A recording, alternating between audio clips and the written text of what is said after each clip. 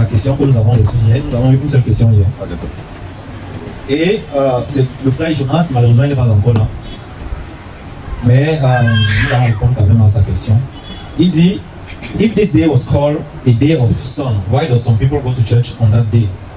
Donc, la question du frère Jonas est la suivante. Si ce jour était appelé le jour du soleil, pourquoi est-ce que certaines personnes adorent donc ce jour? Comme on a dit, lorsqu'on visualisait les faits historiques, le 7 mars 321, Constantin Ier a fait un édit qui a modifié le jour d'adoration. Il a imposé le dimanche comme jour de repos. Donc, lorsque l'Église a été alliée à l'État pour introduire, pour que les païens se sentent confortables avec le christianisme, ils ont décidé d'adopter ce jour qui a été établi par Constantin comme jour d'adoration pour l'Église. C'est pourquoi certaines personnes, donc, étant nées dans cet ordre-là, continuent jusqu'à aujourd'hui à suivre ce jour, le jour de sabbat. Donc, je ne pense pas qu'on va traduire, vu que est-ce qu'il y a ceux qui sont là, est-ce qu'il y a ceux qui ne comprennent pas le français? Ok, donc en attendant que nos amis anglophones arrivent, on va aller uniquement en français. Donc, nous avons fini le premier thème. Nous avons fait 3 jours dans le premier thème, qui était colossal, un thème solide, parce qu'il a fallu qu'on parcourt toute l'histoire du christianisme pour comprendre à quel moment est-ce que le sabbat a été changé. Nous avons parcouru toute l'histoire et nous avons finalement identifié quel est l'individu qui a changé le sabbat. L'ancien a posé la question après l'exposé d'hier, à savoir, après tout ce parcours dans l'histoire, est-ce que vous avez finalement identifié l'individu qui s'est permis de changer le sabbat? Étonnamment, personne n'a répondu. Je suppose que c'est par honte et non par manque de connaissances, parce qu'on a pris quand même le temps de bien identifier. Mais néanmoins, je me suis dit, je vais vous faire un résumé. Vu que nous avons fini avec ce thème et nous allons entrer dans un autre thème, on va faire un résumé pour vous permettre, vu que vous n'avez pas pu retenir tous les éléments historiques que nous avons parcourus, on va quand même vous permettre de pouvoir avoir ce petit résumé qui a été imprimé et distribué. J'espère que tout le monde a reçu l'impression de cette page qui est visible là, et il pourra le relier à la maison et suivre alors que nous allons entrer dans la prophétie ce soir. Généralement, le diable déteste quand on s'attaque à la prophétie. Il déteste, il n'aime pas la prophétie parce que la prophétie le met à nu. C'est pourquoi, chaque fois qu'on veut parler, toucher les livres de Daniel et de l'Apocalypse, il y a toujours beaucoup de persécutions. Nous avons vu avec la pluie, aujourd'hui, à plusieurs reprises, le diable a essayé d'envoyer la pluie pour décourager aux gens de venir. Mais nous avons prié et il ne pleut pas. Amen. Amen. L'ancien Téni Félix, certaines personnes le connaissent, il était spécialiste dans l'enseignement de la prophétie de Daniel et l'Apocalypse. Et lui disait souvent qu'à chaque fois qu'il veut toucher un point clé dans les prophéties de Daniel et l'Apocalypse, il est persécuté même à la maison. J'ai passé toute la nuit à préparer cette étude sur le livre de Daniel 2 et de Daniel 7. Et ce n'était pas facile. Il y avait plus de turbulence que d'habitude. Donc vous comprenez que c'est un message clé que le diable n'aime pas qu'on prêche. Mais néanmoins, nous allons le faire par la grâce de Dieu. Mais avant de commencer, vous allez comprendre pourquoi est-ce qu'on a pris le temps de parcourir l'histoire pour comprendre tous ces éléments historiques. C'est ça qui va nous permettre à assimiler cette prophétie de Daniel. Parce que certaines personnes disent qu'ils ne comprennent pas souvent la prophétie. C'est parce qu'il vous manque ces éléments historiques-là pour pouvoir faire le mapping entre ce qui est écrit dans la Bible et ce qui a été fait dans l'histoire. Mais maintenant, vu que je sais que vous n'avez pas pu retenir, nous allons se résumer. Nous allons rapidement parcourir le résumé et entrer dans le vif du sujet. Nous avons vu selon le premier thème, la plus grande tromperie du siècle, nous avons commencé par la rébellion de Lucifer au ciel. Nous avons vu que Lucifer est devenu orgueilleux parce qu'il avait tout pour lui. Et il a voulu avoir également l'adoration qui revenait à Dieu. Lorsque nous sommes en train d'étudier, si nos femmes anglophones arrivent, je ne vois pas la salle, donc vous faites signe comme ça, on commence avec la traduction. Donc, Lucifer, il voulait, la place de Dieu voulait être adorée. Nous avons vu ça. Et nous avons vu qu'il a échoué copieusement au ciel. Il a été envoyé sur terre. Et maintenant, sur terre, il a détourné son plan pour faire face plutôt à l'humanité, pour détourner l'humanité de Dieu. Et nous avons vu les objectifs de Lucifer sur terre. Il voulait déjà pousser les humains à désobéir, de même qu'il a désobéi. Il voulait également que l'être humain laisse l'adoration qui vaut à Dieu pour lui rendre cette adoration-là. Et pour faire ça, forcément, il faut d'abord attaquer au jour d'adoration. Si Dieu a imposé un jour d'adoration qu'il a sanctifié comme nous l'avons vu, il faudrait que tu viennes avec ton jour qui est contraint au jour de Dieu pour pouvoir amener les gens à suivre, à t'adorer plutôt ce jour-là, en se disant même peut-être que c'est toujours Dieu qu'ils adorent. Donc, nous avons vu que Dieu établit son sabbat le 7e jour. Nous avons vu que le 7e jour est samedi. Nous n'allons pas revenir dessus. Et nous avons parcouru pour comprendre qui a changé donc cette adoration du 7e jour au premier jour de la semaine. Nous avons parcouru l'histoire à travers les persécutions des premiers chrétiens. Nous avons vu comment les premiers chrétiens ont été persécutés par les Juifs au début, ensuite par l'Empire romain, notamment par des grands persécuteurs, empereurs persécuteurs comme Néron, qui a brûlé toute une ville au 1er siècle et il a attribué cette calamité aux chrétiens, donc pour que les chrétiens puissent être persécutés par tout l'Empire. Nous avons vu un autre empereur, Domitien, qui est aussi un très grand persécuteur des chrétiens, et c'est sous son règne que l'apôtre Jean a été exilé à l'île de Patmos. Après lui, nous avons vu aussi un grand persécuteur, Dioclétien. Vous pouvez tous voir ça sur ce papier, j'espère que tout le monde a ceci, vous pouvez suivre. Dioclétien aussi, qui est aussi un très grand persécuteur, et c'est sous son règne qu'on a eu la plus grande persécution des chrétiens, et notamment parce qu'il faisait détruire les lieux de culte. Il confisquait les saintes écritures, et il saisissait aussi les biens des chrétiens. Et nous avons vu celui qui nous intéressait, Constantin, qui a été formé comme un militaire dans la cour de l'empereur Dioclétien, qui persécutait. Mais la mère de Constantin, par contre, elle était croyante. Donc Constantin avait un peu de compassion envers les croyants par rapport aux autres empereurs. Nous avons vu l'ascension de Constantin, nous avons vu comment Constantin est monté en puissance. Après la mort de son père, il a été nommé par la milice militaire comme empereur de Rome d'Occident. Et il était donc en conflit avec une autre personne qui aussi se proclamait empereur de Rome d'Occident, Maxence. Donc il a finalement vaincu Maxence le 28 octobre 312, vous pouvez voir sur votre document. Et dans cette bataille, Constantin a revendiqué que c'est le Jésus des chrétiens qui lui a donné la victoire. Parce que dans une vision, il dit avoir vu Jésus, et Jésus lui a montré la croix, il lui a dit, parce que si tu vas conquérir, il a donc dessiné cette croix sur la mur de ses soldats, ils sont allés, ils ont vaincu Maxence. Donc, après, donc, selon lui, le Jésus des chrétiens lui a donné la victoire, il a donc, en l'an 313, faire un édit, l'édit de Milan, où il va légaliser la liberté des croyances. Ça veut dire n'importe qui peut avoir ses croyances et il n'y a plus de persécution. Mais maintenant, il va donner un certain privilège aux chrétiens aussi, parce que selon lui, comme j'ai dit, le Jésus des chrétiens lui a donné la victoire. Donc, et le privilège qu'il a donné aux chrétiens, on a vu que ça va faire que tout le monde va vouloir être chrétien. Les gens vont entrer dans le christianisme sans être réellement convertis. Et ils vont venir avec eux. À partir de ce moment, on va commencer à voir les croyances païennes s'infiltrer dans l'église. Nous avons vu aussi le 7 mars 321, un peu de temps après, Constantin va, le 7 mars 321, Constantin va sortir un autre édit, un autre décret. Ok, nos frères en France, on va commencer avec la traduction. Il faut les remettre déjà les papiers de résumé. Il y a la version anglaise aussi. Donc, le 7 mars 321, Constantin va sortir un décret pour imposer le dimanche dans toute l'étendue de l'Empire.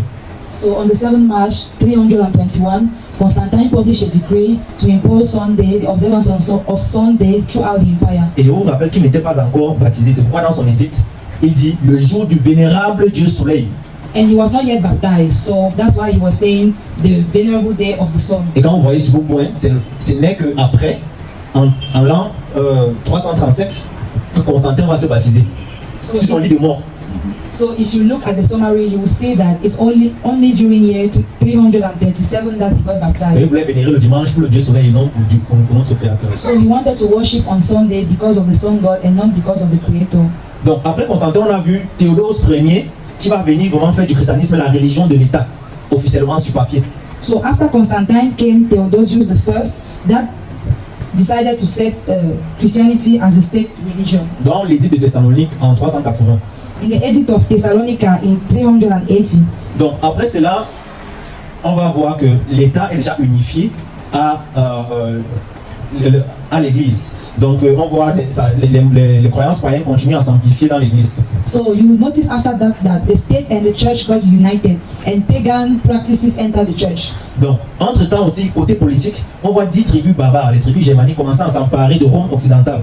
If you look at the politics of that part, you will see that there were barbarian tribes that started seizing Western Rome. Et en 439, ils ont totalement fait chuter Rome.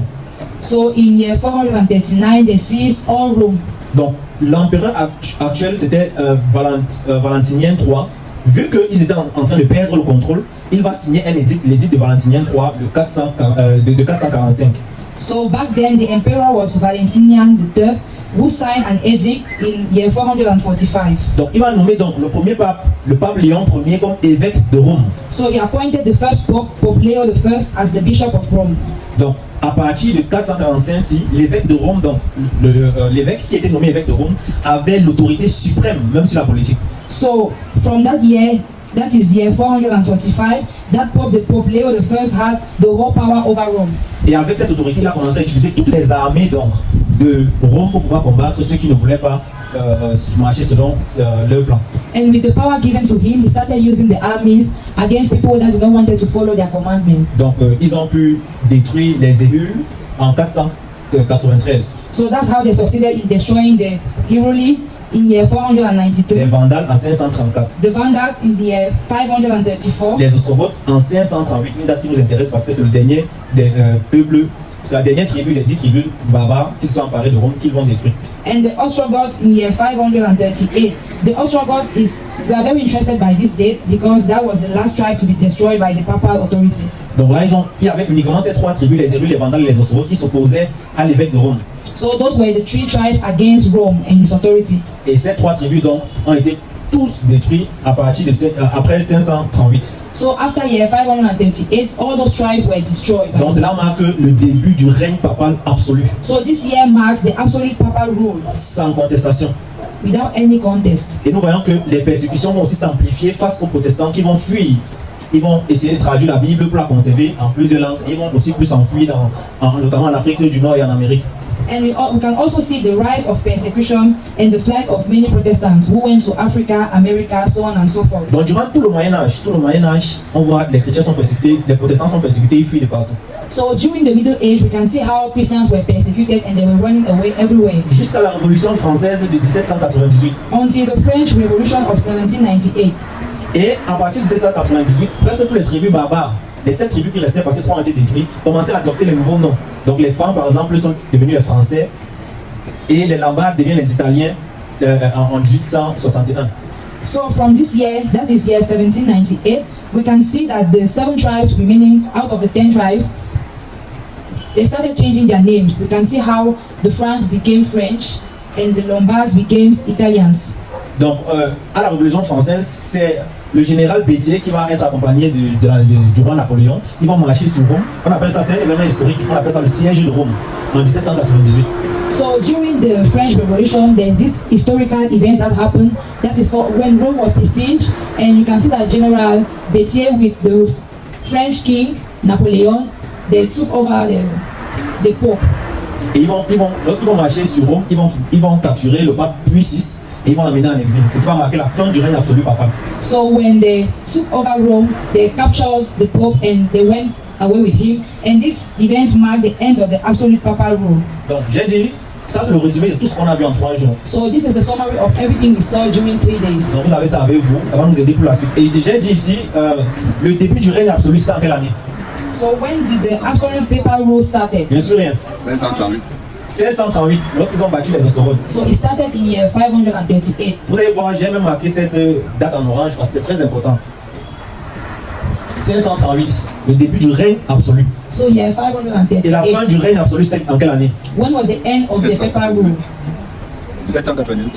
1798, à la Révolution française. So it was in 1798 during the French Revolution. Maintenant, nous allons entrer dans le sujet que le diable n'aime pas. So today we are going to look into the topic that the devil does not like. Nous allons comprendre pourquoi depuis ces 3 jours, on vous embête avec les faits historiques. So we are going to understand why we have been disturbing you with historical facts. Nous allons décortiquer les prophéties de Daniel 2 et Daniel 7. We are going to analyze the revelation, the prophecy in Daniel 2 and 7 truly. Nous allons voir que tout ce qui se passe dans l'histoire est déjà annoncé par la Bible. We are going to see that everything that happened in history was already predicted by the Bible. Mais avant d'aller là, moi j'aime toujours donner le contexte, sinon les gens sont perdus. But before going there, before diving in, I have to put you guys in the context. Parce qu'on va vous parler de 4 grands empires qui ont dominé sur le monde successivement. We are going to talk about 4 great empires that dominated the world. Nous, quand on faisait notre parcours historique, on a commencé à Jésus. So when we started with our history, we started with Jesus. Mais ces empires-là existent même, 3 de ces empires existent même bien avant Jésus. But 3 out of these empires were already there before Jesus. Donc il faudrait que premier des empires qui est Babylone, il faudrait qu'on connaisse, pour ceux qui connaissent un peu les personnages bibliques, à quel moment de la lignée biblique ils interviennent. So the first empire, which is Babylon, we have to know about that empire and know when the empire intervenes. Donc, je pense que tout le monde connaît au moins Adam et Ève. So I think that everybody knows Adam and Eve. Donc, Adam et Ève, ils ont eu Caïn, Abel et Seth. So they had Cain, Abel, and Seth. Donc, Seth, on sait que Caïn a tué son frère Abel et lui, il a été exilé. Donc, on va parler de lui. Et Seth, donc, c'est par lui que la lignée a continué. So we know what happened with Cain, we know that he killed his brother, and we know what happened, we know that the lineage was continued by Seth. Et Seth, Noé va sortir de la descendance de Seth. So Noah descends directly from Seth. Et de Seth à Noé, il y a 15 siècles. And between Seth and Noah, there's 15 centuries. Noé a eu Sem, Cham et Japheth. Noah had Shem, Ham, and Japheth. Sem, c'est le père des Hébreux. So Shem is the father of Hebrews. La race de ceux qui sont au Moyen-Orient. People who live in the Middle Les East. Hébreux, les Arabes et tout ça. The Hebrews, the Arabs, so on and Cham, so c'est le forth. père des Africains noirs. Ham is the father of Black Africans, Et Japheth, c'est le père de ce qu'on appelle les Blancs. while Japheth is the father of Europeans, white. On ne va pas tracer ça parce que c'est pas notre sujet. Okay, today is not our topic. Maintenant, Sem, après 4 siècles, il a eu Abraham. Abraham descend de la lignée de Sem.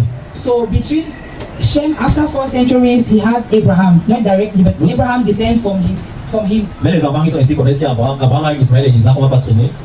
Isaac a eu Jacob. Jacob aussi appelé Israël parce que Dieu l'a nommé après Israël. C'est pour ça qu'on parle du peuple d'Israël. So we know the history of Abraham. We know that he had Ishmael and Isaac. We know that Jacob, who is also called Israel, was the son of Isaac.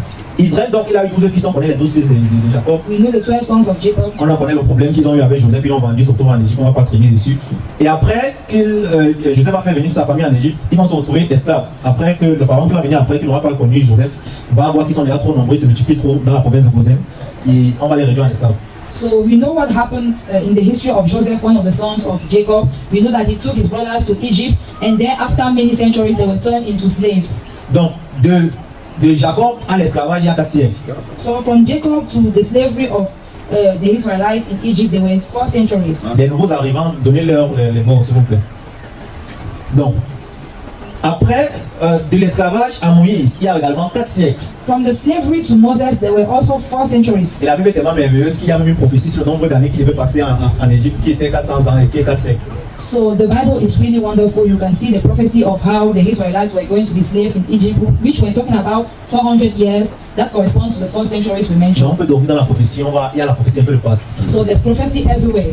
Nous n'allons pas parler de ça. De Moïse à Josué, après Moïse il y a eu Josué, c'est 1 siècle. Et de Josué à Samuel, lorsqu'ils ont conquis Canaan, à la sortie de l'esclavage, ils ont conquis Canaan il y a 3 siècles, entre Josué et Samuel. So there are 3 centuries between Joshua and On Samuel. sait que Josué, après, il a couronné Saül pour roi. Et après, Saül a désobéi, on a couronné plutôt David, on connaît l'histoire. Après David, la maison de David a eu la royauté, donc ses enfants commençaient à prendre le trône d'Israël. So we know the history from Samuel to David, what happened, how Saul was made the king, and after that, the kingdom was handed over to David. Donc après David, son fils Salomon a pris le pouvoir. After David, his son Solomon took over. À cause des écarts de conduite de Salomon, son fils Roboam n'a pas hérité de tout le royaume. Le royaume était divisé en deux. En Israël du Nord, qui était dirigé par son serviteur, il y avait une prophétie également sur ça, qui était dirigé par son serviteur Jéroboam, et l'Israël du Sud, qui était dirigé par son fils Roboam.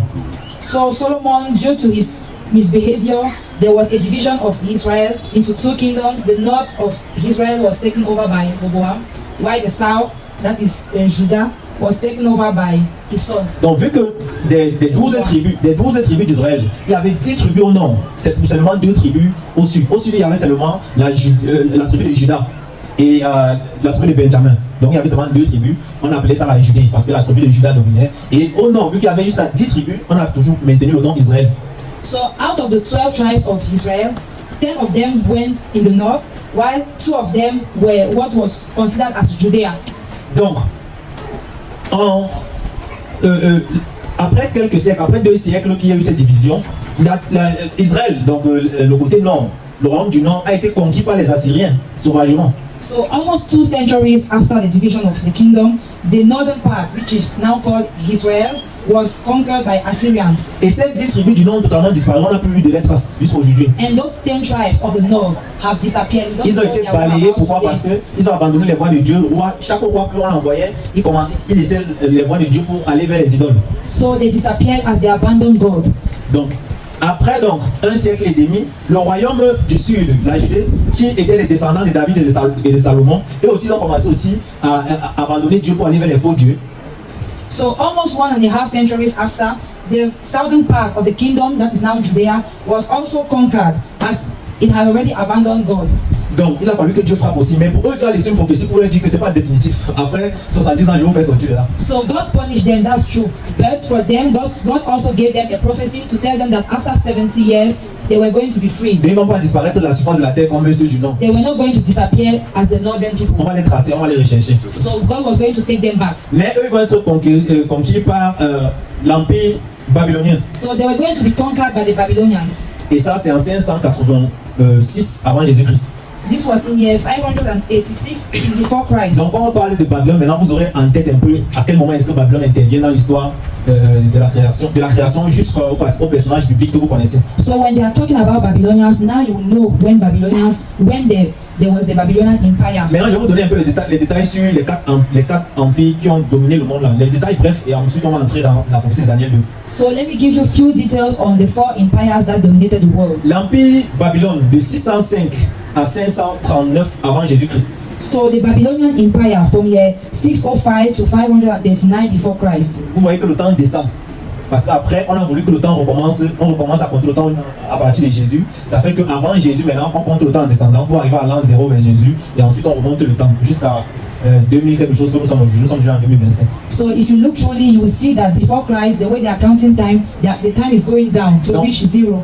Donc quand vous voyez 605, ça vient avant 539. This simply Parce que c'est means avant that Jésus. this simply means that before Christ, year 605 comes before year 539. Donc la capitale était Babylone, de l'empire babylonien, la capitale était Babylone. L'emblème était le lion ailé. Retenez bien leur emblème, ça c'est historique, ça n'a rien à voir avec la Bible. Le lion ailé et l'or. Donc ils avaient 2 emblèmes. Un lion avec les ailes et l'or. So let me give you historical facts about the Babylonian Empire. The capital was Babylon, and their symbols were a lion with wings and gold. Et comme à tout, il y avait richesse et architecture monumentale, développement scientifique, économie prospère. So their strength were monumental wealth and architecture, advances in mathematics, astronomy, and so on and so forth. Après eux, il y a eu l'empire Médo-Perse. After them came the Medo-Persian Empire. L'empire Médo-Perse avec à la tête Cyrus le Grand. The empire had at its head the empire Cyrus the Great. Et je vous dis, toute la Bible c'est la prophétie. Quand je vois les gens ne croient pas à la Bible, c'est vraiment. Est-ce que vous savez qu'avant que l'empire Médo-Perse vienne vaincre Babylone pour prendre le règne, il y avait une prophétie sur l'empire Médo-Perse qui donnait même le nom de l'empereur qui devait venir. On avait cité le nom de Cyrus. Do you know that the Bible is all about prophecy? Did you know that in the Bible there's the name of the Medo-Persian emperor without him being born? On n'a pas parlé de ça, ce n'est pas notre sujet. Mais Dieu cite son nom. Des siècles avant qu'il n'arrive, il dit que toi, Cyrus, tu vas venir délivrer mon peuple de Babylone. God called him centuries before he came to power that he was going to free his people. Et en 539, on voit un dénommé Cyrus venir à la tête de l'empire Médo-Perse. And in year 539, you can see that he came to power, the same Cyrus. Cyrus était perse. Il y avait le royaume des Perses, le royaume des Mèdes qui sont associés. Et Cyrus le Perse était le leader de cette association. So he was from the Persian Empire because you have the Medo and the Persian Empire which joined together to become the Medo-Persian Empire. Et l'emblème des Perses, il y avait l'aigle, il y avait l'ours, retenez bien l'ours, l'emblème des Perses. Il y avait l'argent, retenez bien l'argent, l'emblème des Perses. These are their symbols. Eagle, the bear. People must remember this, the bear and the silver. Donc, comme à tout, empire tolérant et organisé, armée puissante, infrastructure développée. So it was known to be a well-organized, tolerant empire with local governors, a very powerful army. Donc, après donc, les Perses, on a eu l'empire grec. After the Persian came the Greek Macedonian Empire. Avec à la tête, pour ceux qui ont fait un peu d'histoire à l'école, qui Alexandre le Grand, le plus grand concurrent de l'histoire. So the emperor of the Greek Macedonian Empire was Alexander the Great. Donc Alexandre le Grand a conquis presque tout le monde connu à son temps. So he conquered almost the whole known world. Donc tout ce qui était connu du monde, l'Europe, l'Asie, l'Afrique du Nord, parce qu'on ne connaissait pas encore, on n'a pas encore découvert l'Amérique et l'Afrique du Sud. Tout le monde connu était conquis par Alexandre le Grand. So every part of the world known by people, he Et conquered très jeune, those on a le dire, à 30 ans seulement. at only 30 years. Et il meurt même lorsqu'il voulait pousser vers les Indes. On ne connaissait pas encore le territoire des Indes. Il voulait pousser là-bas pour aller même découvrir les nouveaux territoires conquérir. Et c'est là où il va attraper une maladie, il va mourir. And he died because he wanted to conquer right through India, and that's where he got a disease and Donc died. il voulait déjà conquérir même le monde non connu. So he wanted to conquer the world that was not even known. Et nous avons comme emblème le léopard. Retenez bien le léopard. Et c'est l'emblème qui s'utilisait historiquement. Hein. C'est pas, on ne vous dit pas ça parce que la Bible mentionne. C'est l'emblème historiquement, vous pouvez vérifier qu'ils utilisaient. Et le bronze, qui était aussi, qui faisait partie des emblèmes. So historically, their symbols were the leopard and bronze. Et comme à tout, il y avait tactique militaire révolutionnaire, diffusion de la culture grecque et progrès en sciences et philosophie. Ils ont trop de choses, même ceux qui font de la philosophie à l'école là. La majorité vient des Grecs, de la civilisation grecque. So you had their strengths, as part of their strengths, there was the revolutionary military tactics, the spread of the Greek culture, and as well as scientific and philosophical advancements. Et la dernière, le dernier empire qui vous intéresse ici, c'est l'empire romain qui vient en l'an 168 avant Jésus-Christ. Vous voyez que Jésus est venu naître dans cet empire-là. Seulement 168 avant Jésus-Christ, c'est là où ils vont dominer sur les Grecs pour avoir le contrôle mondial. And the last empire in which we are really interested is the Roman Empire, which came in 168 before Christ. So Jesus came and he found the Roman Empire. Non, avant de continuer sur l'empire, je vous encourage vraiment à noter. Si vous n'avez pas, Il y a le oui, il y a les crayons et les bouts de papier. Si vous n'avez pas pour l'habitude de noter, So you guys, you can take notes. There are pencils there and sheet of paper. parce qu'aujourd'hui nous allons voir des trucs vraiment percutants. We are going to see extraordinary things today. Donc prenez la peine de noter certains points pour vous aider votre mémoire ensuite. So you can take notes to be able to remember everything we have said here. Donc la capitale de Rome, la capitale de l'Empire romain était Rome. Après ça a été Constantinople. Comme emblème, ils avaient l'aigle impérial et le fer. Retenez bien le fer.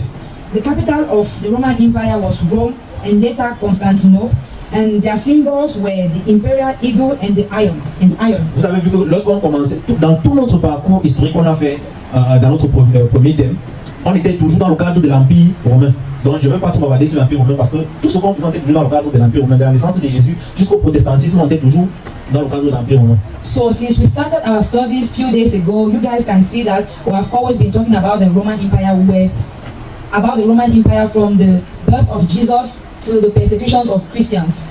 Donc on a tout quand même, ils avaient organisation militaire et discipline, infrastructure avancée, système juridique influent. So they were very organized as far as the military part is concerned. There was also a very good legal system. Donc, entrons maintenant dans le sujet que le diable n'aime pas. So now let's dive into prophecy. L'introduction et le contexte. Dans Daniel 2 se déroule sous le règne du roi Nebuchadnezzar de Babylone. Nous avons déjà vu Babylone. Quand est-ce que Babylone intervient dans l'histoire? Premier des empires qui ont dominé le monde. Celui-ci a un rêve mystérieux d'une grande stature, mais ne peut ni s'en souvenir ni interpréter. Dieu révèle alors à Daniel la signification du rêve montrant la succession des empires jusqu'à la venue du royaume éternel de Dieu. Ça c'est le contexte de Daniel 2. Et je tiens également à noter que Daniel ici était considéré comme un savant, c'est pourquoi il était à la cour du roi Nebuchadnezzar, lui avec ses compagnons. Donc le roi s'entourait de toutes sortes de savants, malgré le fait que les juifs, Daniel qui est juif, il se retrouve là-bas pourquoi? On a dit ça dans l'introduction. La déportation. Parce que ils ont été déportés vers Babylone, le royaume du sud, on a dit la Judée, ils étaient tous déportés. C'est pour ça que Daniel se retrouvait là. Maintenant il était sélectionné parce qu'il était un savant pour être dans la cour du roi Nebuchadnezzar. Nebuchadnezzar maintenant va avoir un songe. Et qu'est-ce qui va se passer? Il va oublier le songe. Il va demander, allez me chercher tous les marabouts, les magiciens et les savants. Vous leur dites de 1, de me trouver quel était le songe que j'ai fait. De 2, de me donner l'explication. Sinon, on les fait périr eux tous.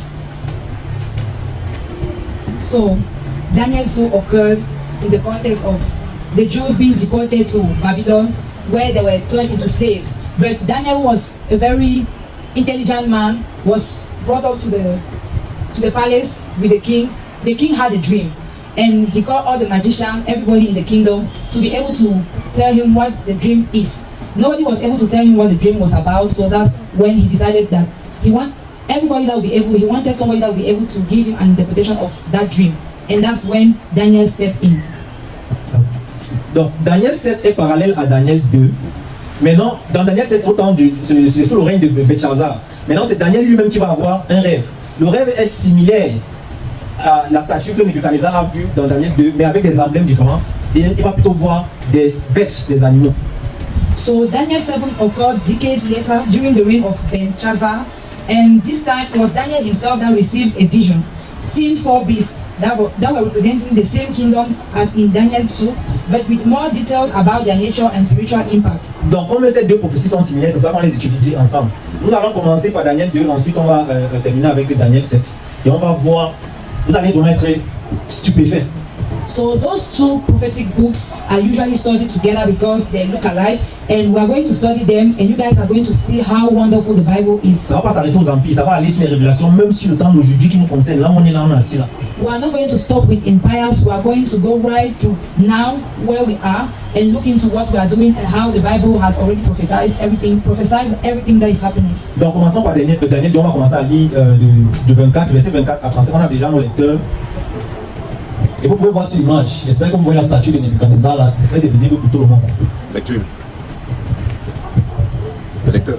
Et chacun a aussi ça. On a, pour ceux qui n'ont pas les Bibles avec eux, on a pris la peine d'imprimer Daniel 2 là, vous pouvez voir, on vous a remis. Si quelqu'un n'a pas reçu, qu'il lève la main et on va venir lui donner. Donc il y a Daniel 2, vous pouvez suivre également la lecture. Chacun doit avoir ça avec lui. Did everybody receive these 2 sheets? I think it's 2 sheets of paper on the statue of Nebuchadnezzar. Even our Anglophone brothers, I think they have received it. We have it also in English. You have Daniel 2 there. If you don't have it, just raise your hand and we'll bring it to you. Bon, nous allons commencer avec la lecture. Daniel 2, la statue de Nebuchadnezzar. Daniel devant le roi. Après cela, Daniel se rendit auprès d'Arjoc, à qui le roi avait ordonné de faire périr les sages de Babylone. Il alla et lui parla ainsi. Ne fais pas périr les sages de Babylone, conduis-moi devant le roi, et je donnerai au roi l'explication. Arjoc conduisit promptement Daniel devant le roi, et lui parla ainsi. J'ai trouvé parmi les captifs de Juda un homme qui donnera l'explication au roi. Le roi prit la parole et dit à Daniel, qu'on me met Belshazzar, es-tu capable de me faire connaître le songe que j'ai eu et son explication? Daniel répondit en présence du roi et dit, ce que le roi demande est un secret que les sages, les astrologues, les magiciens et les devins ne sont pas capables de découvrir au roi. Mais il y a dans les cieux un Dieu qui révèle les secrets et qui a fait connaître au roi Nebuchadnezzar ce qui arrivera dans la suite des temps. Voici ton songe et les visions que tu as eues sur ta couche. Pause. En anglais. Daniel 2, You the try to statue read a of little bit faster. Daniel 2, the statue of Nebuchadnezzar, Daniel before the king. Verse 24. Therefore Daniel went to Arioch, whom the king had appointed to destroy the wise men of Babylon. He went and said thus to him, do not destroy the wise men of Babylon. Take me before the king, and I will tell the king the interpretation. Then Arioch quickly brought Daniel before the king, and said thus to him, I have found a man of the captives of Judah, who will make known to the king the interpretation. The king answered and said to Daniel, whose name was Belshazzar, are you able to make known to the dream, are you able to make known to me the dream which I have seen and its interpretation? Daniel answered in the presence of the king and said, the secret which the king has demanded was why the wise men, the astrologers, the magicians, the soothsayers cannot declare to the king. But there is a God in heaven who reveals secret, and he has made known to King Nebuchadnezzar what will happen in the later days. Your dreams and the visions of your head upon your bed were these. Merci. Bon, pour gagner en temps, vu qu'on voit que ça va nous prendre beaucoup de temps, vu que les anglophones ont également ce papier en anglais, ils peuvent suivre la lecture en anglais pendant qu'on lit en français. Et là, on va plus lire en anglais. Tout à fait. Translate. So, as we don't want to waste your time, what we'll do is that she's going to read in French, and our Anglophone brothers are going to look at the verses in English too. So, since you have this paper, you can just follow as we are reading. You will not be able to read in French and English. It's going to take a lot of time. Bon, on va continuer, ça c'est juste le décor. Maintenant, Daniel va commencer à raconter d'abord le songe, parce que c'est deux missions. Première mission, c'est de deviner quel est le plan derrière. Première mission, c'est de deviner quel est le songe, et seconde mission, c'est de donner l'interprétation. Donc sa première tâche, nous continuons, il va deviner déjà quel est le songe du roi. So Daniel had 2 missions. First, he was supposed to tell the king what he dreamt about, and secondly, he was supposed to give an interpretation. Donc la lecture, à partir du verset 29. So you guys should follow also from verse 29. Le songe de la statue. Sur ta couche, ô roi, il t'est monté des pensées touchant ce qui sera après ce temps-ci, et celui qui révèle les secrets t'a fait connaître ce qui arrivera. Si ce secret m'a été révélé, ce n'est point qu'il y ait en moi une sagesse supérieure à celle de tous les vivants, mais c'est afin que l'explication soit donnée au roi et que tu connaisses les pensées de ton cœur. Ô roi, tu regardais et tu voyais une grande statue. Cette statue était immense et d'une splendeur extraordinaire. Elle était debout devant toi et son aspect était terrible. La tête de cette statue était d'or pur. Sa tête en or pur. Sa poitrine, Si vous pouvez voir l'image. sa poitrine et ses bras étaient d'argent. Son ventre et ses cuisses étaient d'airain. Ses jambes étaient de fer et ses pieds en partie de fer et en partie d'argile. Tu regardais lorsqu'une pierre se détacha sans le secours d'aucune main, frappa les pieds de fer et d'argile de la statue et les mit en pièces. Donc, voilà donc l'explication qui a été donnée. Est-ce que tu peux lire voir avec le verset 36? Le verset 36, alors le fer. Alors le fer, l'argile, l'airain, l'argent et l'or furent brisés ensemble et devinrent comme la balle qui s'échappe d'une haie en été. Les vents les emporta et nulle trace n'en fut retrouvée, mais la pierre qui avait frappé la statue devint une grande montagne et remplit toute la terre. Donc Daniel a eu un rêve. Nebuchadnezzar a eu un rêve. Il a vu une statue comme ça, avec la tête en or, poitrine et bras en argent, le ventre et les cuisses en airain, et les jambes en fer et les pieds en partie fer et en partie argile. Donc, il a oublié, Daniel vient de révéler exactement quel était le rêve qu'il a eu. Et Daniel va maintenant donner l'explication. Qu'est-ce que ceci veut dire? Parce que lorsqu'il a vu cette pierre, ce qui a perturbé Nebuchadnezzar, c'est qu'une après qu'il ait vu cette statue, une pierre qui était du ciel s'est détachée et a frappé sur les pieds de la statue et ça a détruit toute la statue. Donc il ne comprenait pas pourquoi il a eu cette vision-là. Donc on va continuer la lecture parce que Daniel lui-même va donner l'explication.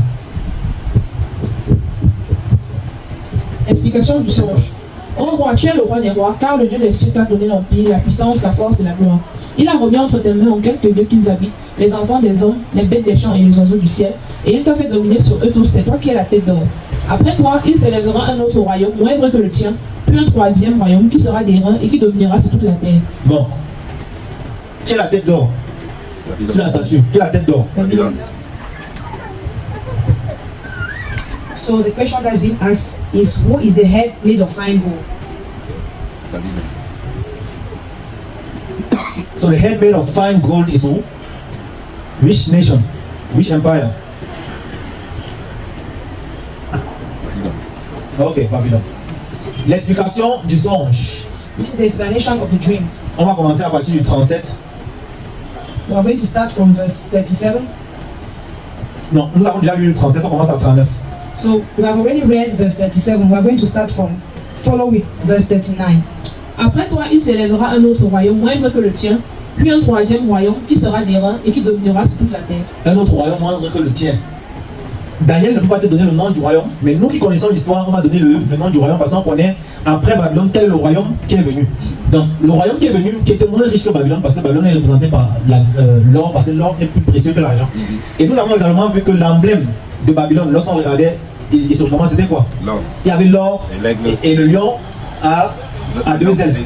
Donc, nous avons vu que l'empire qui venait après Babylone, c'était quel empire? Les maîtres. L'empire médo-perse. Et on a vu que leur emblème, il y avait quoi? L'aigle. Oui, il y avait l'ours, il y avait aussi quoi? L'argent. Et la poitrine, donc, et les bras en argent, ça représente que l'empire, donc, l'empire médo-perse, de Cyrus. Oui. Et après, donc, Cyrus, on a vu qu'il y avait un autre empire qui était quel empire? La Grèce. La Grèce, d'Alexandre le Grand. On a vu que les emblèmes de la Grèce, c'était quoi? Le léopard, il y avait encore quoi comme métal? Le bronze. Donc nous voyons également ici le ventre et les cuisses. Vous voyez que sur le corps, la partie du ventre et les cuisses, jusqu'aux cuisses, c'est la plus grande partie. Parce que comme je vous ai dit, Alexandre le Grand de la Grèce a conquis tout le monde connu. À son donné là le plus grand territoire. C'est pour là aussi une grande partie. Et vous voyez au niveau de la poitrine et des bras, vous voyez qu'il y a deux côtés. Parce que c'est deux royaumes qui signifient les maîtres et les perses. Donc on peut continuer. Il y aura un quatrième royaume, fort comme du fer, de même que le fer brise et rompt tout, il brisera et rompra tout, comme le fer qui met tout en pièces. Oui, je vois qu'on n'a pas traduit ce qui a été dit. L'explication. Ça va, avançons. Okay. So basically what we said is that the head of gold is Babylon, then the chest and the hands in silver is the Medo-Persian Empire who came after Babylon, and the stomach and the lapse in bronze is the Greek Empire that came after the Medo-Persian Empire, from what we saw from the beginning. So right now we're looking at the fourth part of the status, which is the fourth empire. On peut continuer. Comme tu as vu les pieds et les orteils en partie d'argile et de potier, et en partie de fer, ce royaume sera divisé. Mais il y aura en lui quelque chose de la force du fer, parce que tu as vu le fer mêlé avec l'argile. Comme les doigts des pieds étaient en partie de fer et en partie d'argile, ce royaume sera en partie fort et en partie fragile. Tu as vu le fer mêlé avec l'argile, parce qu'ils se mêleront par des alliances humaines, mais ils ne seront point unis l'un à l'autre, de même que le fer ne s'allie point avec l'argile. Dans le temps de ces rois, le Dieu des cieux suscitera un royaume qui ne sera jamais détruit et qui ne passera point sous la domination d'un autre peuple. Il brisera et anéantira tous ces royaumes-là et lui-même subsistera éternellement. C'est bon. Donc, il nous dit, les pieds de fer représentent notre royaume. Lorsqu'on regardait les 4 grands royaumes qui ont dominé, quel royaume avait l'emblème de fer? Rome. C'est Rome qui est venu après la Grèce. So now we're looking at the feet made of iron. Le faute. Ok. The feet made of iron. And when we are looking at it, from what we said in the beginning, what is the fourth empire that came after the Greek Empire? It was the Roman Empire. And one of their symbols was what? The iron. Okay. Donc, au niveau, sur le précédent, au niveau des pieds, on voit qu'il y a division. Ouais, les pieds ont 10 orteils. Et on voit que les pieds également sont divisés. Pourquoi 10 orteils? Ça représente les 10 tribus barbares qu'on a vu quand on faisait notre parcours de l'histoire. Je vous ai dit, prenez garde à tout ce qu'on voit dans l'histoire, parce que ça va revenir ici. On a vu que les 10 tribus barbares ont conquis Rome occidentale. C'est pourquoi le royaume était divisé. Et il y avait maintenant des tribus fortes et des tribus faibles. C'est pour ça qu'on a dit qu'il y avait des 10, il y avait ceux qui étaient en fer et ceux qui étaient en argile. Et on dit que comme le fer ne se mélange pas avec l'argile, comme tu as vu sur les pieds, le fer ne se mélange pas avec l'argile, ils vont essayer de faire plusieurs traités, même après la papauté. Lorsqu'on va aujourd'hui avec les Roms, parce que ce sont les pays qui sont en Europe aujourd'hui. Tout à fait. Ils essaient de faire l'Union européenne et tout, mais il y a toujours les divisions et les guerres. Les grandes guerres mondiales, c'était toujours en Europe, les 2 grandes guerres mondiales. So you can see that the part we are now looking at is the feet, our feet. And in the feet we are seeing that there are 10 toes, the 10 toes that represent the 10 barbaric tribes. And those barbaric tribes were divided because from what we saw with historical facts, we saw that those 10 tribes conquered all of the Western Rome. So it's true that some of them were destroyed, but those tribes, even till today, we can see that those tribes are the ones that made Europe that is known today. Donc la prophétie de Daniel 2 nous amène du temps de Babylone jusqu'au temps de Rome et des nations qui vont, les royaumes européens qui vont exister après Rome. Mais ça ne nous donne pas assez de détails sur ce qui se passe en Rome, de comment est-ce que Rome va devenir un empire à double face. Donc un côté chrétien et un côté politique.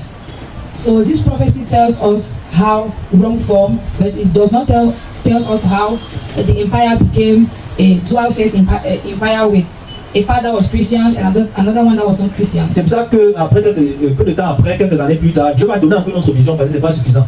Il va donner une vision maintenant cette fois à Daniel lui-même. That's why years later, God himself gave another vision to Daniel himself so that he will be able to understand. Donc vous allez voir que vous avez également un papier où il y a Daniel 7. C'est deux papiers. Donc si vous n'avez pas, vous levez la main et on va vous donner. So you will see that there are 2 other papers which talk about the dream of Belshazzar, who is Daniel. Yeah, so you have Daniel 7. Et ici, j'ai commis une petite erreur. C'est pas le rêve de Belshazzar, c'est pas le songe de Belshazzar, mais c'est le songe de Daniel à l'ère de Belshazzar. So it's not the dream of Belshazzar, it's the dream of Daniel during Belshazzar's era. Donc lisons maintenant rapidement la vision de Daniel. La vision des 4 bêtes. La première année de Belshazzar, roi de Babylone, Daniel eut un songe et des visions à son esprit pendant qu'il était sur sa couche. Ensuite, il écrivit le songe et raconta les principales choses. Daniel commença et dit: Je regardais pendant ma vision nocturne et voici les 4 vents des cieux firent irruption sur la grande mer.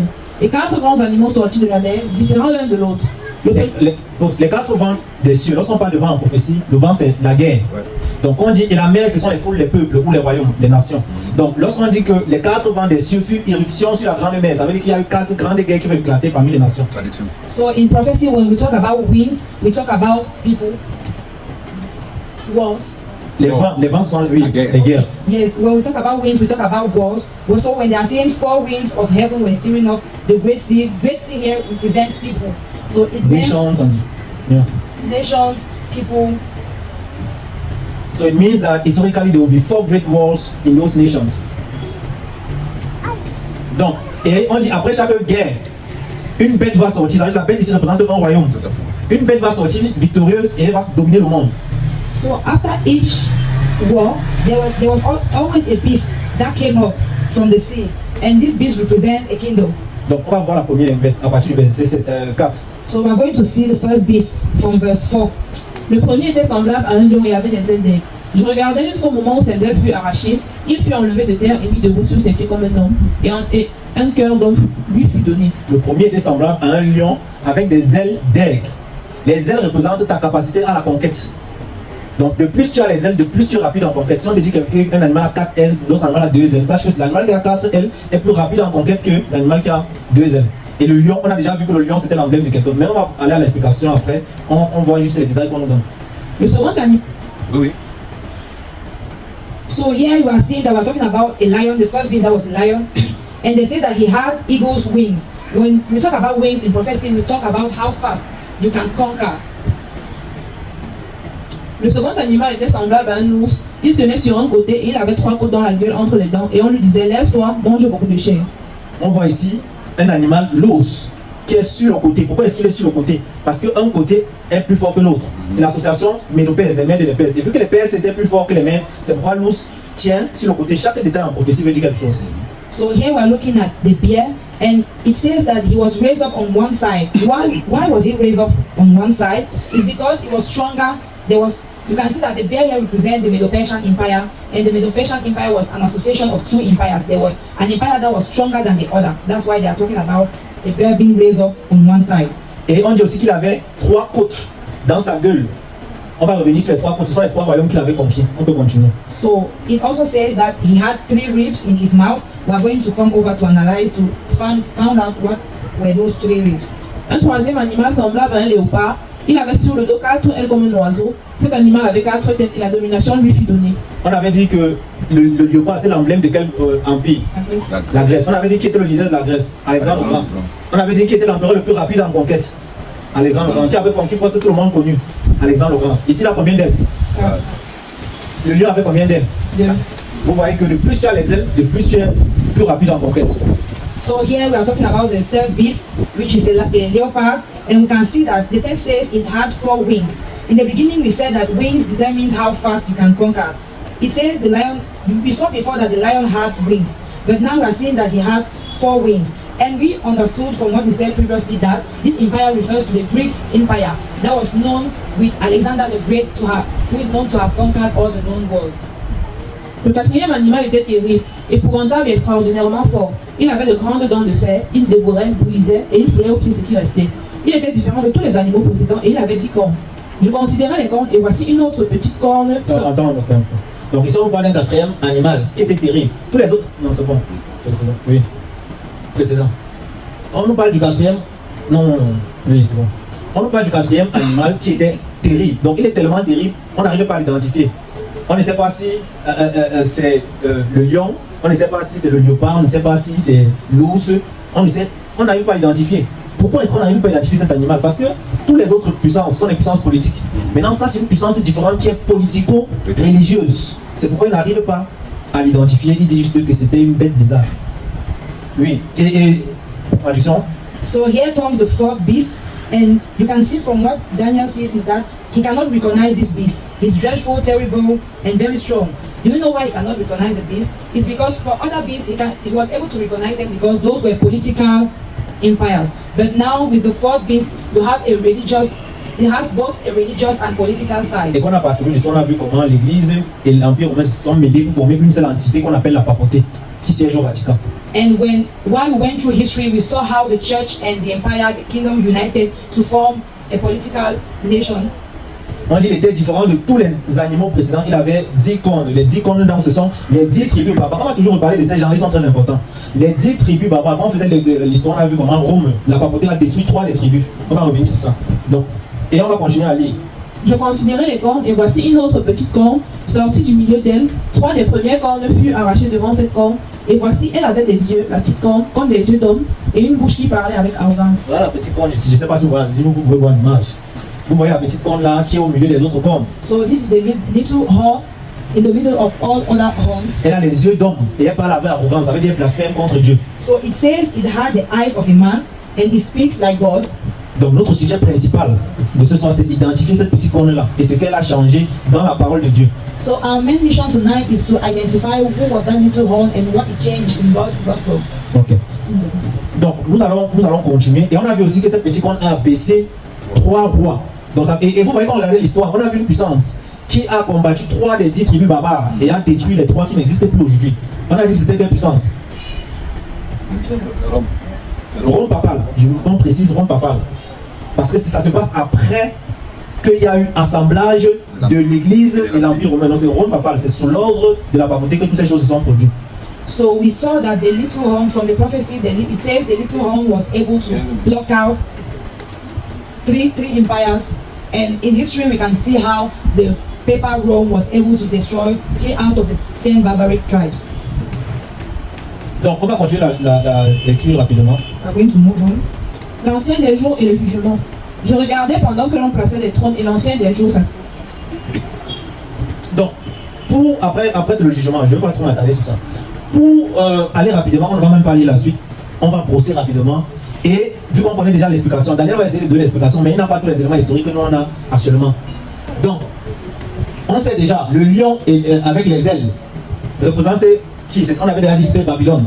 Donc c'est comme la tête d'or. We already know that the lion with wings represents Babylon. On a dit l'ours avec 3 côtes dans la bouche. Main de Perse. C'était les mains des Perses. On a dit l'ours c'était de coton, on a expliqué pourquoi. We know that the bear with 3 ribs in its mouth represents the Medo-Persian Empire. Donc, et on a dit les 3 royaumes. On va lire rapidement, on va aller sur la prochaine page où il y a un tableau. Effectivement, là c'est plus visible. Donc, ici on fait l'assemblage de Daniel 2 et Daniel 7. So here you can see how the prophecy of Daniel 2 and Daniel 7 were combined.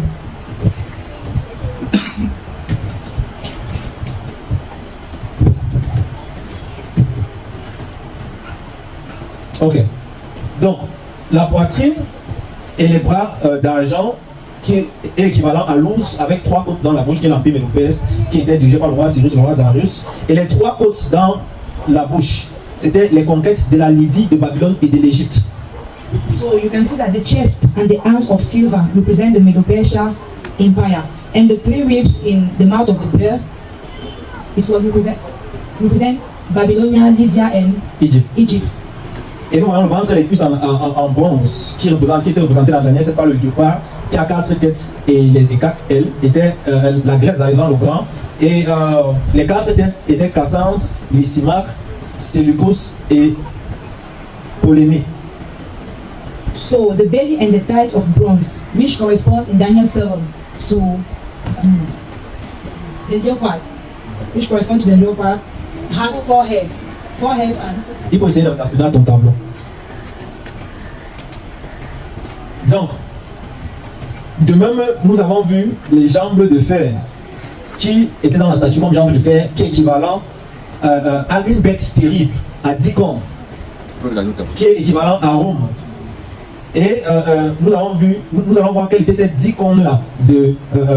Les 10 cornes, les 10 orteils du pied de la statue, les 10 cornes dans Daniel 7 de la bête. Quelles étaient ces 10 cornes de la bête de Daniel 7? Et quelle était la petite corne qui est venue après les 10 cornes?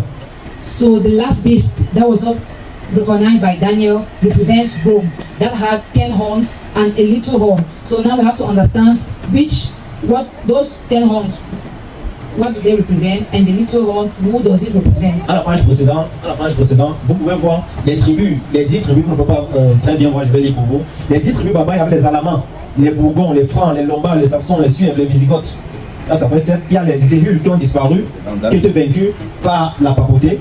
Il y a les Vandales qui étaient vaincus par la papauté, les Ostrogoths qui étaient vaincus historiquement également par la papauté. Donc nous allons maintenant identifier donc. Déjà, seulement du fait que nous savons que ce sont que ces 3 royaumes ont été vaincus par la papauté, ça nous fait déjà comprendre que cette papauté peut être la petite corne.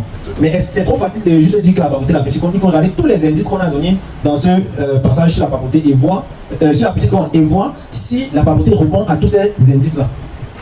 So we now understand that there were 3 tribes that were extincted from out of the 10 other tribes, and they were destroyed by the Papal Rome. And now it can lead us to think that maybe the little horn is Papal Rome, but now we are going to look into other details to confirm if that's true or not. Au verset 8, premier indice, on essaie d'identifier la petite corne qui a détruit 3 autres cornes. On dit au verset 8, cette puissance doit émerger du milieu des 10 puissances des rois. Est-ce qu'on peut relire le verset 8 rapidement? Daniel 7, 8, rapidement. Je considérais les cornes et voici une autre petite corne qui sortit du milieu d'elle. 3 des premiers cornes furent arrachés devant cette petite corne. Et Non, c'est bon. Cette puissance sort du milieu des 10 cornes. Lorsqu'on regarde, on a vu historiquement, lorsque les 10 tribus barbares se sont emparées de Rome occidentale, quelle était la prochaine puissance? Donc on regardait dans l'introduction aujourd'hui, qui est sortie après? C'est la Rome papale. Est-ce que vous pouvez rentrer encore sur le résumé historique qu'on a fait? C'est très important, il faut être très attentif. Vous pouvez rentrer sur le résumé historique. So now we're talking about the 10 signs of the little horn.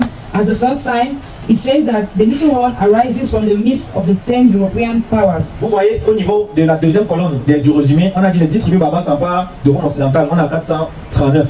Et ensuite on voit directement l'édite de Valentinien qui va nommer le pape Léon Ier comme évêque de Rome. Donc c'est la puissance qui vient directement après les 10 tribus barbares. Est-ce que c'est clair? So Daniel 7 says that the little horn comes out of the 10 horns. Donc gardez ce papier-là à vue lorsqu'on va essayer d'examiner les indices de la petite corne. And when we look at our summary, we can see that the 10 barbarian tribes were seized. They seized Western Rome. And after that, there was an edict that came in year 445 to consolidate the church, to appoint a pope. Donc, la deuxième indice, on dit cette puissance doit s'élever après. On a bien vu. Ça, c'est organisé de manière chronologique. Vous voyez bien que c'est après que les 10 tribus barbares prennent pouvoir qu'on crée la papauté. Donc ça vient après, de manière chronologique.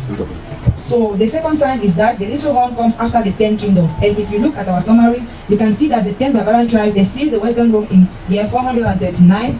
And it was after that, in year 445, that the Papal Rome was created. Donc vous voyez que le point 1 c'est bon, ça correspond à Rome papale.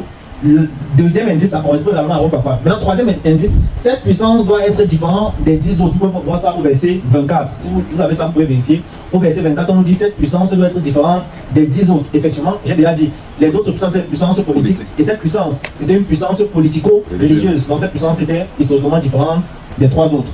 So the other characteristic of the little horn that matches is that it is different from the other 10 horns.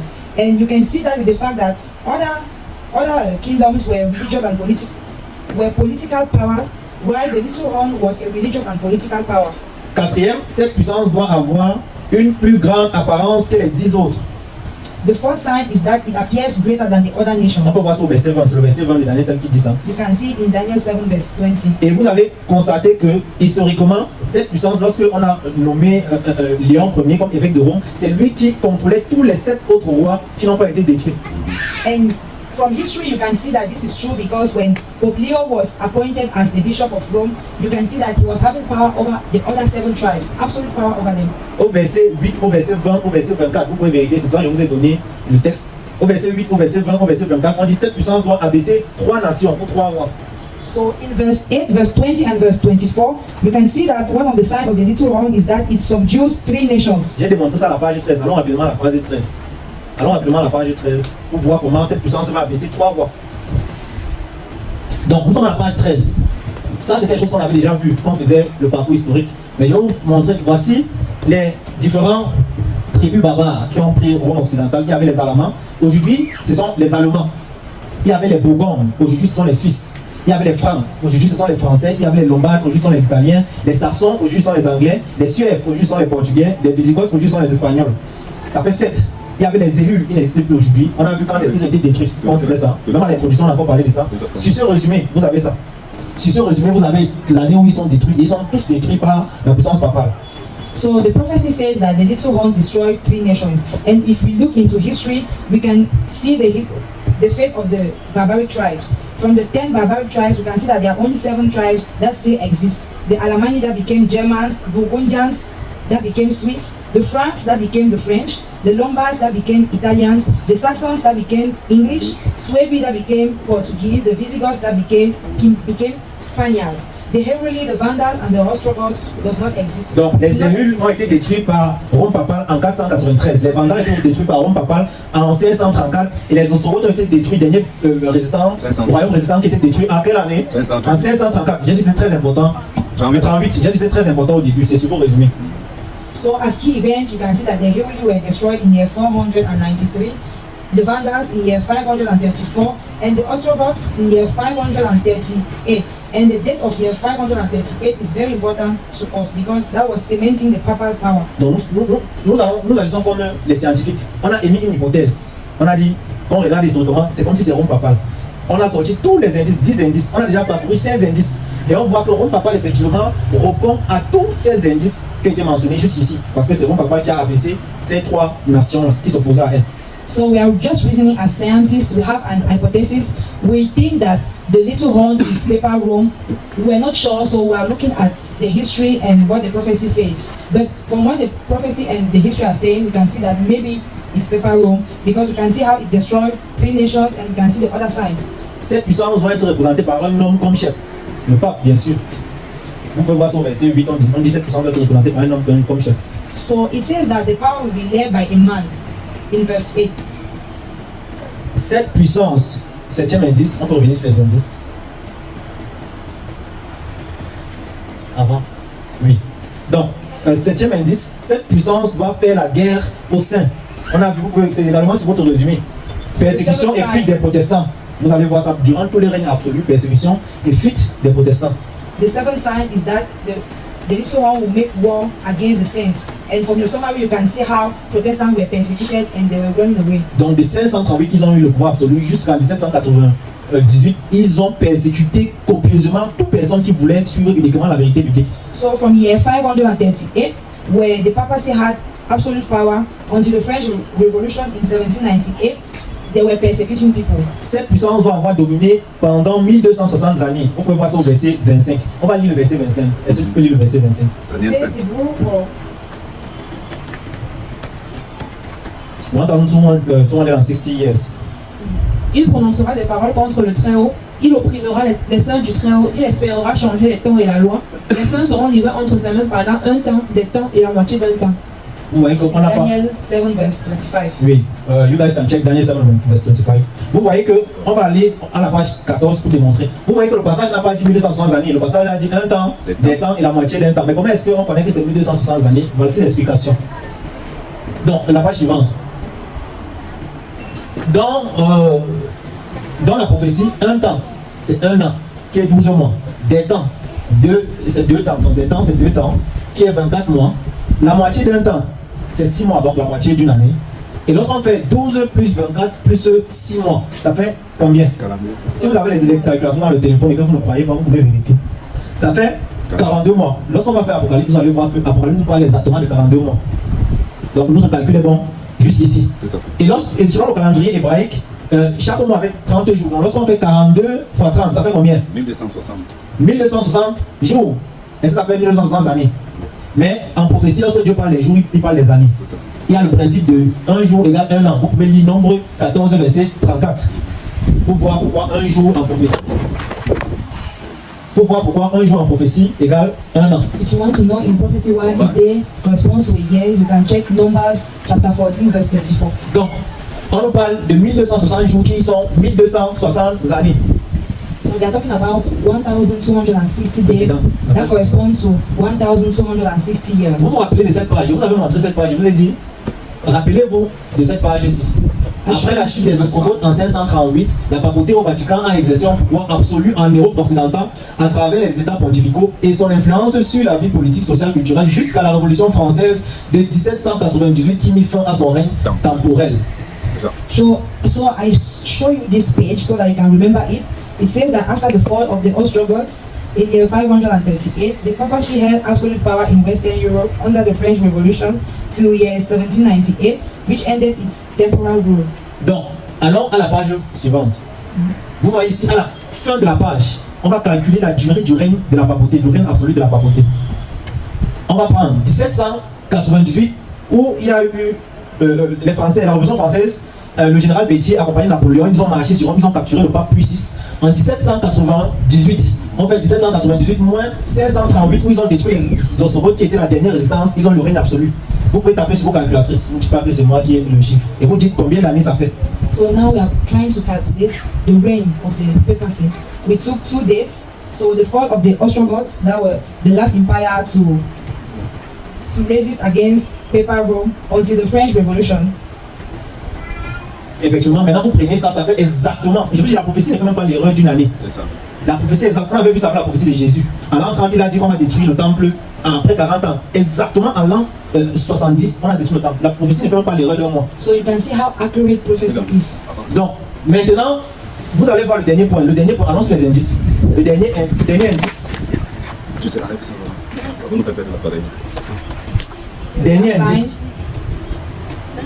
Et on va s'arrêter sur le dernier indice. We are going to stop with this last sign. Dernier indice. En haut, les indices. Viens un peu bien. En haut, avant. Les indices là, on était à l'avance. En haut, les 10 indices. En haut, c'est en haut. Oui, oui. Mais c'est pas ce qui est possible. Non, je parle là, je passe sur les 10 indices bleus. En bas là. Oui. Donc, les 10 indices, la dernière indice, on a déjà vu. Est-ce que vous êtes convaincu que le 9e indice, c'est également validé? Cette puissance doit avoir dominé pendant 1200 années. Ça, c'est validé. Dernier indice, là, on va s'arrêter ce soir. Cette puissance doit blasphémer aux yeux de Dieu. On n'est pas en train de parler d'une bonne puissance. So the last sign is that it blasphemes against God. Donc si vous suivez cette puissance, faites attention. On est en train de dénoncer cette puissance comme une puissance qui vient du diable. So they are denouncing this power from something that comes from the devil. Maintenant, on va maintenant poser la question, est-ce que la papauté a blasphémé contre Dieu? Que veut dire blasphémer? So now we have to understand, does papacy blaspheme against God? Lorsque on parle dans le Nouveau Testament, la dernière page, effectivement, là vous allez voir dans Jean 10. Let's look at the New Testament. Jean 10, verset 33. John 10, verse 33. Les Juifs lui répondirent, ce n'est point pour une bonne œuvre que nous te lapidons, mais pour un blasphème. Et parce que toi qui es un homme, tu te fais Dieu. Donc le blasphème, c'est quand un homme se fait Dieu. Et ici on s'adresse à Jésus, mais Jésus ne blasphémait pas parce qu'effectivement il était Dieu. So you can open your Bible in the book of John. John 10, John 10, les titres, on les problèmes. You can check your last page. Ah, tu peux lire l'écran. Tu t'as vu. Tu peux lire l'écran. So it says, it's not for a good deed that we are going to stone you today, but it's because you as a man, you claim to be God. So that's blasphemy. I'm paraphrasing. Ça, c'est Jean 10. Maintenant, est-ce que vous allez poser la question, quand est-ce que la papauté a prétendu être Dieu? On va lire les écrits, ça c'est les écrits, hein, et je donne toujours les références. Now we have to understand when the papacy say compare itself to God. Si vous ne croyez pas, copiez la référence là, vous allez taper même sur Google, vous allez voir l'article qui est un article du Vatican. Let me give you a reference. Donc, Lucius Ferrarius Prompta Bibliotheca Venus, 1763, tome 5, tome 6, article Papa, page 18. Il dit, le pape est de si grande dignité et de si grand élevé qu'il n'est pas un simple homme, mais comme Dieu sur terre. So if I have to paraphrase it, it simply says that the Pope is so great that it cannot be considered as a mere man, but as God on earth. Donc, vous voyez, il blasphème ouvertement, et c'est contre l'écriture qu'on vient de lire, le texte de Jean 10, verset 33. So that's blasphemy if you look at John. Deuxième blasphème. Verse 33. Dans Luc 5, verset 21, les scribes et les pharisiens se mirent à raisonner et à dire, qui est celui qui profère des blasphèmes, qui peut pardonner les péchés, si ce n'est Dieu seul? Parce que Jésus avait pardonné les péchés. Mais Jésus encore ne blasphème pas, pourquoi? Parce qu'il est Dieu. Parce qu'il est Dieu. So Donc, if we look at Luke 5 verse 21, it says, and the scribes and the Pharisees began to reason, saying, who is this who speaks blasphemies? Who can forgive sins but God alone? donc, ici, ils vont encore blasphémer. Et nous pouvons lire Saint Alphonse, voilà la référence. Dans ceux qui doutent, copient la référence. Saint Alphonse de Liguori, devoir et dignité du prêtre, page 27. Voici l'extrait. Et Dieu lui-même doit se plier. Et Dieu, donc Dieu lui-même doit se plier au jugement de son prêtre. Et alors ne pas pardonner ou pardonner selon que l'on refuse ou que l'on donne l'absolution aux pénitents. C'est un gros français, ils disent que si le pape dit qu'on ne te pardonne pas, Dieu doit se plier, il pardonne. Et il ne pardonne pas. Si le pape dit qu'on te pardonne, Dieu doit aussi se plier et te pardonne. Donc c'est le pape qui décide si on te pardonne ou pas, le pape et ses prêtres. Traduction. So it simply says that God has to bow down bow down in front of its priest judgment. So if he decides that he's going to forgive you, God has to accept it. And if he decides that he does not want to forgive you, God still has to accept it. Nous avons fini, mais je vais vous poser une question. Qui est-ce que vous devez suivre? Vous devez suivre la petite corne qui est venue changer la loi. On a dit cette puissance va essayer de changer le temps et la loi. On a vu, cette puissance va essayer de changer le temps et la loi. Dans la loi, il y a une seule loi dans les 10 commandements qui parle d'un temps. C'est le 4e commandement. Tu travailleras 6 jours, tu feras tout ton ouvrage et tu te reposeras le 7e jour. Parce que Dieu a sanctifié ce jour. La petite corne vient vous dire le 7 mars 321 que non, sanctifiez plutôt le premier jour parce que c'est le jour du Dieu soleil. Sol invictus. L'église se mêle à l'État, ils adoptent ça. Après, les chrétiens viennent suivre comme des moutons. Traduction, on va sortir. So the question today is, who do you want to follow? The little horn or God? The Bible says that he will try to change times and the law. So there's only one commandment that talks about time. That is the 4th commandment on the Sabbath. So it was not until year 321 that the worshiping day was changed. So today you have to make a choice. Whom do you want to follow? Donc je vous invite à suivre Dieu et non la petite corne. You should follow God and not the little horn. Devant le papa, amen. Amen. And the little horn is the papacy. Merci beaucoup. Merci vraiment. Aujourd'hui, on a baissé l'abcès. Et puis, j'ai donné un devoir hier. Et on a l'obligation de réponse. Et si quelqu'un a fait des recherches hier, il a trouvé le texte qui prescrit dans la Bible que le jour d'adoration, c'est dimanche.